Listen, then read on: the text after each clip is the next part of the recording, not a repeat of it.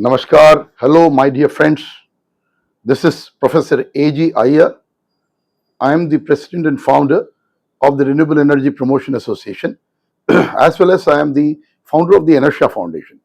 Two very solid bodies and non-profits that are working in the area of sending India to a roadmap of $13 trillion by 2032.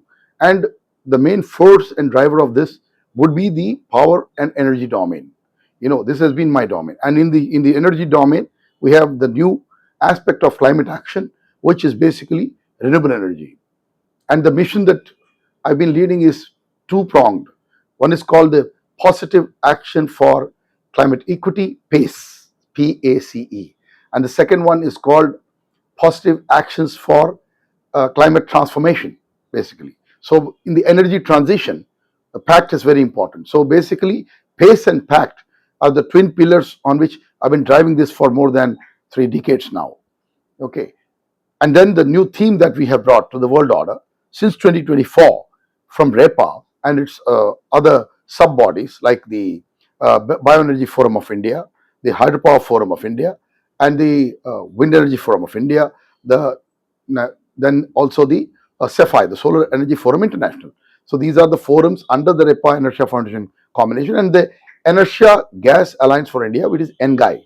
So these bodies combined together, the sub-forums, where there are chairs, where very senior people sitting there. Some 10,000 people are associated worldwide who have been retired, and many of them, but they are not tired. They are contributing to the non-profit through their mind, through their equation, and I'm associated, indebted to several people. But today I've come in front of you on the issue of the release of my 12th book, which is titled The Zeppelin Returns. This is the book, my friends. It will see reverse here because this is a selfie type of video. So you will see this is my book, Zeppelin Returns. It's a 140-page information and implementable book which is on the hydrogen economy. It says Zeppelin Returns, the re-emergence of hydrogen economy. And it was released at the hands of some very prominent people in Mumbai on the 6th of August. And the prominent person who came for that is one of my very dear friends, Shantanu Gupta, who was the presiding guest of honor. Shantanu was leading the CBG implementation and the policy construct as the nodal officer with the Ministry of Petroleum and Natural Gas, and was the executive director, alternate energy and sustainable development at IOCL, and we made friends there because the honorable advisor to the PM, Mr. Tarun Kapoor, introduced me to him, and Tarun was the man who pushed me to prepare the white paper in 2021 on the compressed biogas or bio-CNG. And at that time, Satat Plus was the white paper. Satat is the policy of 2018, and we promoted Satat Plus for 10,000 plants, doubling the capacity, which is definitely possible for India, if not in 2027, by 2030. So these 10,000 plants can dynamically transform the way we look at the automotive sector, because that's what we have discussed throughout. And this policy was brought by REPA, or advocacy was brought by REPA through a white paper called Satat Plus for 10,000 CBG plants with $50 billion outlay in the year 2021. And when we started it, it was very difficult because we had only 11 plants in progress, of which 2 had achieved closure or they had come in supplying CBG. One was the already operating 10-year-old plant at Varna Sugar of the Spectrum Renewable Energy, and the pioneer of that was Dr. A.V. Rao, my dear friend, who is based out of Hyderabad, NRI. He was the pioneering man, and the second plant also was his pioneering effort of Spectrum Renewable at Rohtak, which used Evonik AG's membrane technology. So these were the 2 plants that actually really came on the grid, and a couple of plants of smaller capacity, because that is 8 tons per day plant at Rohtak using hybrid waste, that is basically pressed mud and agricultural waste, hybridizing with cow dung, buffalo dung, and bovine waste. That is in Rohtak. In the case of the plant at Varnanagar near Kolhapur, which is Vinayak Kore's area. So in Varnanagar, the plant operated by Rao Saab was 4.5 tons per day, which now would be expanding to 8 tons, and that is using pressed mud from sugarcane. And also it aggregates waste like even Maggi and sauce and whatnot is put into this in the biodigesters. It was amazing technology. So this day was very important because I have been working on this with the encouragement from various people. One of them is has written the foreword, the great man, Dr. Satish Kumar, who was the former director of NIT Kurukshetra, which is my alma mater. But he's got a very checkered past. We were lucky at the NIT to have such a personality with us as our director until some time back, 2021. And this great gentleman, Dr. Satish Kumar, was one of the key BrahMos scientists, missile program. He was the Director General of the MSS, the Missile Strategic Support Systems that are under the DRDO. He headed it, and he was Kalam Saab's number. Kalam Saab, Shivadanu Pillai were the key men on the Indian side for the BrahMos. The great scientist Alexander Yefremov was from the Russian side. But the third scientist in the BrahMos who were actively involved in promote and bringing this system as the head of the MSS and a DG over there at DRDO was none other than Dr. Satish Kumar. He's a sort of a well-wisher sounding board to me. He has written the foreword for this book. You must read this book. And my dear friend, Mr. K.R. Jyotilal, the Additional Chief Secretary Finance, also the earlier Additional Chief Secretary for Power in Kerala, wrote the prelude for the book. And there's also one more prelude coming from Dr. Hridesh Khanna, my dear friend, who's based out of Germany, in Erlangen. He's written the second prelude. He was director of MTU On-Site Energy, a major engine manufacturer. I headed MAN. So I have put the chapter on Rudolf Diesel in this. And this is a complete trace, 140. Anyone wants to understand hydrogen economy, whether it's an academician, whether somebody doing research, or somebody who wants to do business and implement. This is an implementable which leads you through its chapters to make you understand how the hydrogen economy emerged. That hydrogen, not only from green hydrogen for me, is better to come from bio waste or agro waste. That's a bigger game. While we make CBG, we can expand it too. And this is what, on the day we honored Indian Institute of Science for that breakthrough technology that can convert about 5 kg per hour that they are producing using a technique which is unique, a patented technique which actually uses reactor technology. And these two-stage reactors actually break CH4 into, from the biomethane, CH4, they break directly into first, I would say, the purified methane and then break it into hydrogen. So I'm making it simple. I'm not getting into technical aspects of this, which we are very well aware. So this is what has happened in this country. And we honored Indian Institute of Science on the day. Dr. Dasappa was himself here, who is a pioneer, who is the main scientist responsible for leading this. Of course, there are other team members who have led from the Indian Institute of Science, the Department of Science and Technology, Government of India, and various other, initiatives, basically. So, and also the IOCL, Indian Oil Corporation, because the funding for this was done through Indian Oil Corporation, MNR in the Department of Science and Technology. So a lot of things have happened. So this was one of the major awards. Other than that, that day was also on the 6th of August. We celebrated two major things that happened in India. One is the 100 gigawatt solar that is crossed. Although this was ReSM policy of REPA, which we did many years ago. Like we did Rashtriya Urja Saurya Mission in the year 2013, and we released this 100 gigawatt target in Gujarat, in Surat. And this could have been achieved in 2022, but don't go into the details. But we have done the 100 gigawatt this February 2025, and right now 116 gigawatt plus. It would be moving to 200 gigawatt quickly. And what we have done is ReSM, we have expanded to 400 gigawatt by 2027, 28. That's what it is. And it can happen, because the solar situation is mature for India. Same way, when we did the CBG policy in 2021, we have achieved 113 CBG plants in the country. As I told you, only 2 plants were operating when we started. 2021, we built the white paper. So this is a transforming situation. So that day, it was a very historical day, 6th August, that REPA brought this into public domain. We'll be uploading the video. But my request to all of you is, I have talked about green hydrogen. I've talked about why CH4, where we have 4 atoms of hydrogen and 1 atom of carbon. If we are able to do thorough, efficient carbon sequestration or carbon capture, utilization, storage, CCUS, then this is a better route, because water is required for drinking. Potable, we can't use clean water for electrolyzers. We will have to come to use technology of electrolyzer only using saline water, which will need seawater reverse osmosis, without which the electrolyzers will not last. And if we go for too much of change in material in the electrolyzer, the advanced material, even we use even titanium or some other alloy or some other system, it will increase the cost. unnecessarily. So the main important idea that we promoted on the day, and through my book I am promoting, is pooling of hydrogen. Because right now we are pooling electricity. Even the thermal power is there 60% in the grid. Actual generation, we have 480 gigawatt, but actually 2070 terawatt hours of generation, in which 60% is still thermal. So only 40% comes, and in which 20% of it is impacted through hydro and I would say the gas-based power, where gas, unfortunately, 20 gigawatt plant are lying idle.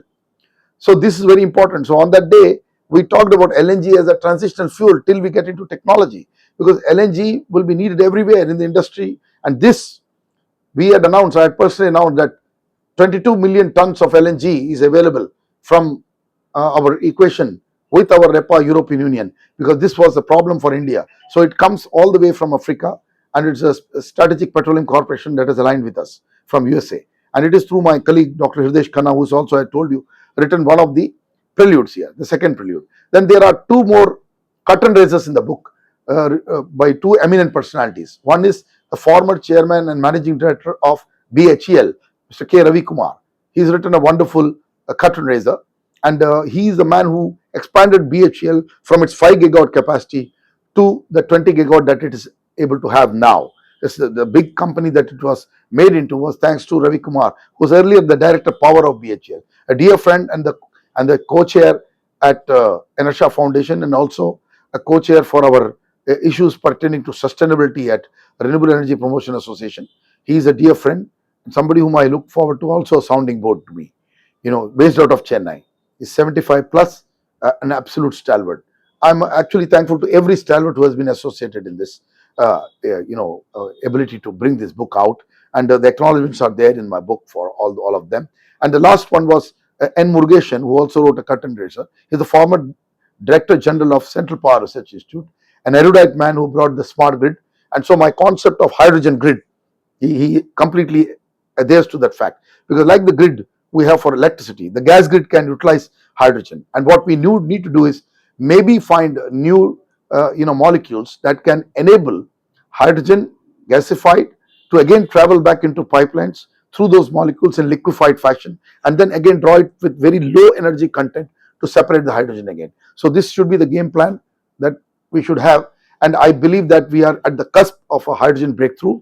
And what I keep talking about is the world's economy on hydrogen over the next 10 years, powered by it, because we have the trouble of the mega energy needed by quantum computing, which will be running the artificial intelligence and data systems of the world. And we are seeing a complete different dimension of energy usage. And if it is to help humanity, then we need to find the most effective long-term sustainable source. And hydrogen offers that solution to me, just like hydropower and pump storage offers that source to us as a peak electricity part of it. But in the energy domain, using it for industry, using it everywhere, that is hydrogen for us. Because as you see, the most powerful element in the planet that's actually making our planet work from all sides is the sun. Whatever we see, whether it's wind energy or solar, it is the impact of the sun. We use the light energy for solar. We use the wave energy through the differential temperature that is produced between land and sea, and that's the wind energy that comes in for us, right? As a tidal, the moon moves it for the tide. It's a partial effect, but basically it's a combination factor, because our satellite is again impacted by the sun's force, because whatever light we see in the moon is again the sun's light. So you go back anywhere, and sun is the biggest fusion reactor that has sustained the earth, which is a nuclear part, right? It's like a nuclear reactor, the mega, ultra mega, super mega nuclear reactor out there. And the moment sun is not there, life on planet will actually literally not sustain. So this we know. So we can reinvent the sun, but in a very small microwave. But the only way to use these energies, these constant different energies, is to hybridize. And hydrogen is the abundant source on the planet. It is available on land, it's available on air, it's available in water, it's available in the air, but it's available in the biomethane form, which is the best way that we make a circular economy using the waste and bring it here. Just like we make CBG, that's a transition, right? From the LNG to CBG to, the gas. We need each of us. That's why I call it the gas economy. So that's why I said the return of the Zeppelin. Zeppelin was the airship which was actually used pre-World War. It was powered with, it was basically powered with other forms of gas, but it used hydrogen for the lift. And then it was found out that it could combust till that accident happened, and then the whole world moved out of it. But actually, Zeppelin was a great idea of the airship, which is a which is a more safer and more, I would say, carryable transport for intracity, and it could be a transportation option for us. Looking at drones as air taxis, hydrogen drones could come in. So hydrogen would be a very powerful tool, unlike what we are seeing, because whatever we talk as electric vehicle, the current ones are not okay, because they will end up converting themselves into dependence on the grid, which again predominantly is thermal power anywhere in the world. Whether India, China, or US, all of us are predominantly thermal power, massive thermal capacity. We have 200 gigawatt plus. China has more than, now closer to 1400, 1500 gigawatt, and US also is is about 350, 400 gigawatt of thermal. So we are predominantly, even if we talk renewable, we are ending up for the base load putting up more thermal power. So if we use for traction, for electric, and all continue to do that electric, it will not help us. We need to go to heat, because energy is not only electricity, it is heat, it is other forms of conversion of energy. So solar thermal is another form of conversion. So I feel hydrogen can come into industry, hydrogen can come into generation of power through hydrogen fuel cell electric vehicle.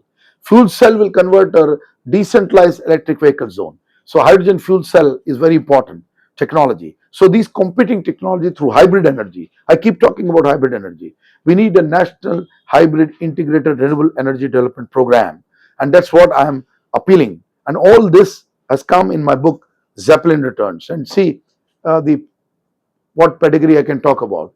When this book was released by all these great gentlemen on the dais, including Murugesan, including Dr. S.L. Patil, CPPA, the executive director of Captive Power Producers Association.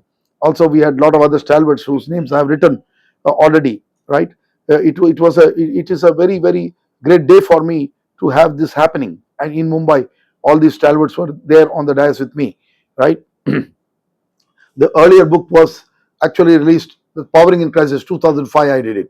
This was like 20 years ago, and that book changed the dimension, because I met Dr. Montek Singh Ahluwalia, and this was the book Powering in Crisis. He told me that we need a book from people like you, a very concise, about 100-page odd book, which can tell us what to do with the power sector of India. That book I released at the hands of, it was released by Dr. Montek Singh Ahluwalia, then Deputy Chairman of the Planning Commission, Government of India, and which is now the Niti Aayog actually, right? So, and then also we had Miles Greenbaum. Dr. Miles Greenbaum came all the way from the US Department of Energy to release my book Powering in Crisis, and it was called A Strategic Direction for India's Energy Security, Energy Sustainability, and Power Access for All by 2022. That was the byline for that book. So similarly, this is a landmark book for me. Zeppelin Returns, ReEmergence of the hydrogen economy. The word ReEmergence is critical. Hydrogen was there, the economy was there, we just forgot it, right? And so now I made everybody remember. It's a world book. Anybody anywhere in the world can utilize my resource. It's going to be available free digitally, because it's a resource. We are a non-profit. We don't want any commercial issue here. Of course, we have been supported by because book release has to get a support. So it was supported by none other than the AP Solar Power Corporation, the New Delhi Institute of Management, and the Kerala Finance Corporation, KFC. I'm thankful to them for having supported this book, other than our own NGOs like Marconomy Foundation that were in. So a little bit of resource from everybody, the book has come. In case, but if you need a physical copy of this book, I would fervently pray to all of you, please contribute 1,000 rupees, and Tyagarajan, my colleague, will help you in getting access to a physical copy. It will be couriered to you. We'll need the courier cost, that we'll take care, but 1,000 rupees is what we'll need to send you one copy of the book, physically. So it's my request that please support the costs of this publishing from Falcon Media, our house, which has been publishers of Inertia, which continues to do it digitally, Marconomy, these two journals, and we have promoted several other, the PSC journal for the public sector enterprises through our sister publishing group, and then we also are publishing so many books. 12th book, this is my self-publishing, which is coming here in front of you, and not to mention that our offshoot, Inertia Infra Media Private Limited, publishes the Defense and Marine Biz, so which is also coming up short, slowly progressing on the defense sector. So we are into domain publishing and specialized publishing, which need your support. These are like non-profit publishing.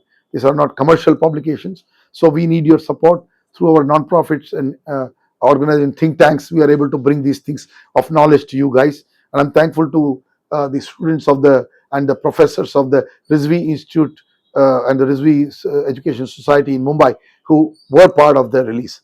Any all the people who are part of the HPCL, BPCL, all of them who are there part of the release, and we had given awards for the day. Kamalakar Babu received the Sauri Urja Ratna, and uh, our Truzon Solar founder Bhavani Suresh got the award, the second biggest award which we have in this sector, which is basically the Saurya Vibhushan. They were the two personas who received. Companies that received award were also AP Solar Power Corporation Limited. They were recognized for the extraordinary high work of developing all top of solar energy related, solar thermal and solar in general in Andhra Pradesh. They were recognized. State of Andhra Pradesh was recognized for being the first state to promote hybrid energy, and with Chandrababu's vision for quantum valley computing, hydrogen valley, and declaration that happened recently, on 21st of July, and also his thought about hub and spoke ports across every 50-kilometer coastline in Andhra Pradesh. It's a mega vision. Nowhere in the world you will see such vision. So I respect Chandrababu Naidu. I respect K. Vijayan, this chief secretary, who's been a dear friend of mine for so many years, and surely for Dr. Kamalakar Babu and other officials at Ended Cap and other organizations in Andhra who are doing great work, which the rest of the country can take follow and take advantage, because that is the way will bring more jobs, more I would say chance to and opportunity to the people of each state. And we need a federal financial autonomy also, so that each state is able to contribute to build the big India. That's what I believe. And if any names I have not been able to take in this video, that is just a miss by virtue of a miss. They're great guys. I actually am blessed to have my gurus Dr. V. Krishnamurti and Yogendra Prasad, the Hydroman of India. I call him his biography that we wrote was Hydroguru Yogendra Prasad, and the PSC Pitama was V. Krishnamurti, founder of BHL, founder of Maruti Udyog Limited, turnaround man of GAIL, turnaround man of SAIL. These biographies I've written in the past. I'm also biographer of 4 prime ministers of India: Atal Shastra, Atal Bihari Vajpayee, Narasimha Sutra, Narasimha Rao, then Rajiv Samhita for Rajiv Gandhi, and the last one this year which I released was Manmohan Granth on Dr. Manmohan Singh. So you can access my biographies also by contribution. Physically, they can come to you. So contact my people, contact them to get access of these books. Amazing. Also my book on India, Middle East, and Africa called Imionomics. That there's no trade block, but Imionomics is the way forward. It's a $13 trillion economy right now. Imionomics, which we am looking at 13 trillion for India by a certain period of time, 2032 to 2035. But the IMEA can be a $40 trillion SDG based economy. That's India, Middle East, and Africa together by 2040. That is also envisioned in my book. I'm also the author of the book called NITs and the Indian Economy, for explaining the contribution of these 30 National Institute of Technologies. I'm myself an alumni and from the alma mater of the Kurukshetra, but we have an NIT in each state, and stalwarts have been produced out of this NIT. Dr. Bhatkar is a stalwart from us. Unnikrishnan, ex-MD of Thermax, is a stalwart from there. So these stalwarts are listed. Current chairman, NTPC, Mr. Gurdeep Singh, who's become the longest serving chairman in the public sector anywhere, with his 10th year, with his extension now, is also from my alma mater, NIT Kurukshetra, and a great man. So there are a lot of NITians who have succeeded. So whether it's NTPC, NHPC, any of these PSUs, you'll see a lot of them there. And myself an alumni of the NITs and NIT Kurukshetra that way. So these are great institutions, and the main brain behind the founding of NITs was one little advice given by Dr. V. Krishnamurti in 1956, when he became the kind of a member in the planning committee for research cell for power and related area, working under Homi Jangir Baba as his mentor, right? And Nehru Saab brought him up from the Madras Electricity Department to serve the country, and that is, I am blessed by Dr. V. Krishnamurti. So Krishnamurti's reason is that the NITs were born as regional engineering colleges then. Later on, they transformed into NITs, National Institute of Technology, by Murli Manoj Joshi, the time was the education minister. And when Manmohan Singh came, he gave them the constant structure that some NITs, Indian Institute of Science, and the IITs together, all of them were put up as institutes of national importance, INIs. So we are very proud engineers who are coming out of India, who are transforming not only India, but we will be transforming the world economy towards renewability beyond sustainability, towards a great opportunity for our planet to go green and to come out of the climate change through positive actions for climate equity, positive actions for climate transformation.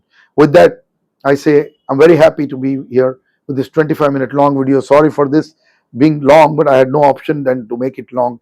And Jai Hind, and let us look at a great world order, gross national harmony and happiness.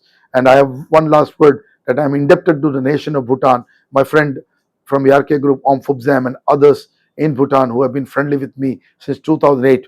And I would do anything to enable the Bhutanese economy grow to its vision of $50 billion by 2040. So right now it's a $3.5 billion economy going to $4 billion with this Gelefu Mindfulness City and other initiatives in hydro, other equation with India, the most friendly country with India, the best friend of India.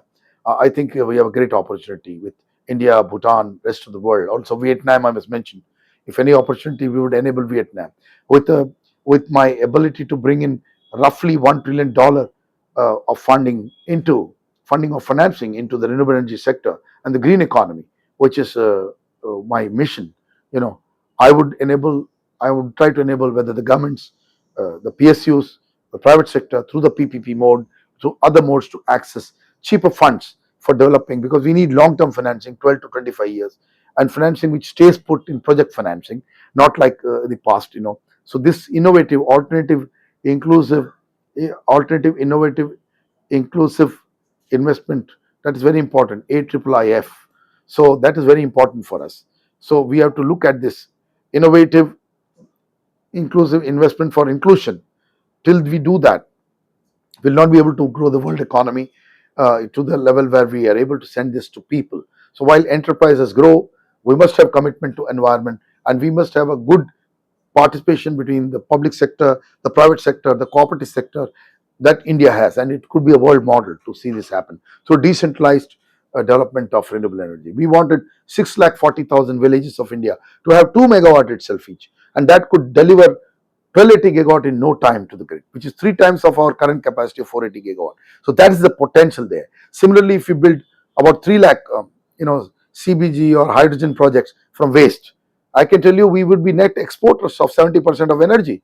Only 30% will be needed by India. We need not import anything. Similarly, if you go to our thorium reactor technology and we do the small modular thorium reactor, SMTR, then I tell you we don't need to import any fuel from the world. Instead, we would be actually importing nothing. It will be ending up actually making us self-reliant, which is Atmanirbhar. So huge opportunities lie there, my friend. And with that, I close this video. Namaskar and Jai Hind.